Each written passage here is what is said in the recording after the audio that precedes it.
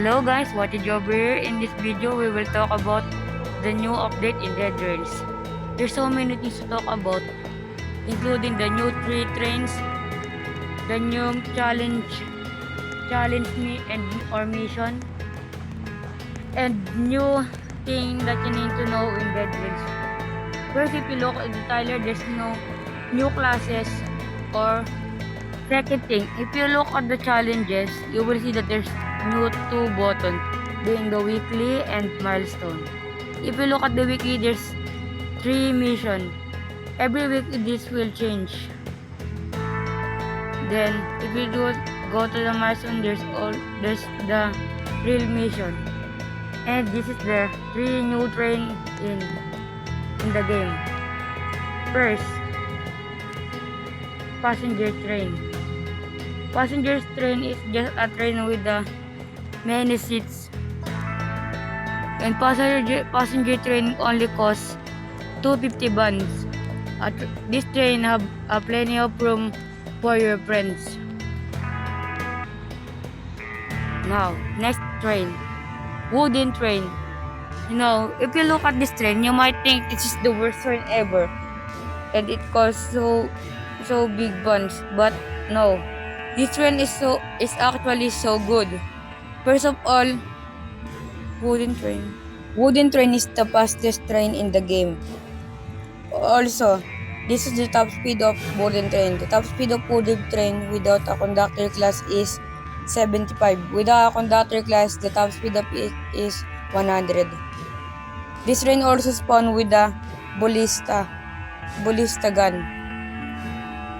Now move on to the next train.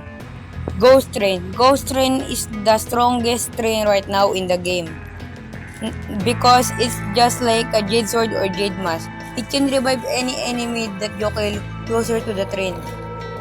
This train is so good if you are gonna clearing town because if you kill an enemy near the train, it will revive and will help you clear the town.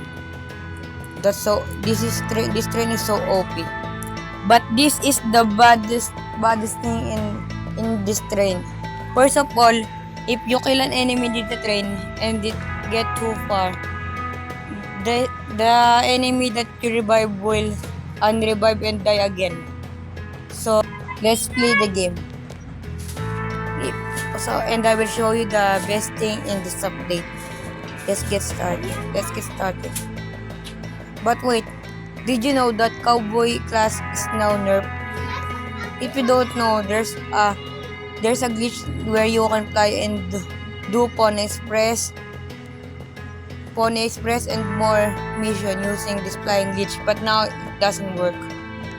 Then in this video I will tell it also.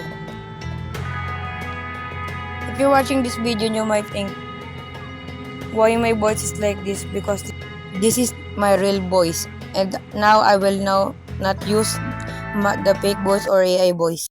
And also, I don't use any mic so I can change my voice. No. Now, let's take the tumbleweed and look if we can sell it now. And wait, I will show you the best thing ever right now. I will post it. I will post this part and I will go to tumbleweed.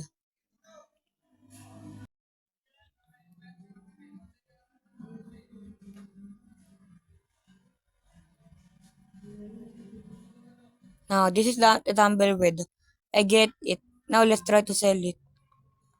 I think we can sell it right now because if we can sell this, High Roller will be the strongest class right now. Let's look, and no, we can sell it actually right now. Now let's try to weld it. I will show you the best thing in the update, and this is it. Look, you can weld everything into item. You can weld item to item right now. But this is the twist. If you unweld the thing that is welded to the train, everything will be unwelded. That's all for today's video. Make sure to like and subscribe and hit the notification bell so if I have new videos you will know. Bye bye. Wait guys, first I will tell you the horse glitch is now patched. Let's try it. See? Doesn't work. I did drop it. Let's try again. It's really don't working right now. For every new players who don't have Pony Express, you don't have any time to do it right now. It will be so hard. Bye, that's all for today's video.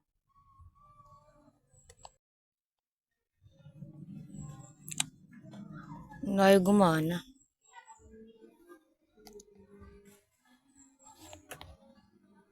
Hanap tayo susunod ng magandang glitch.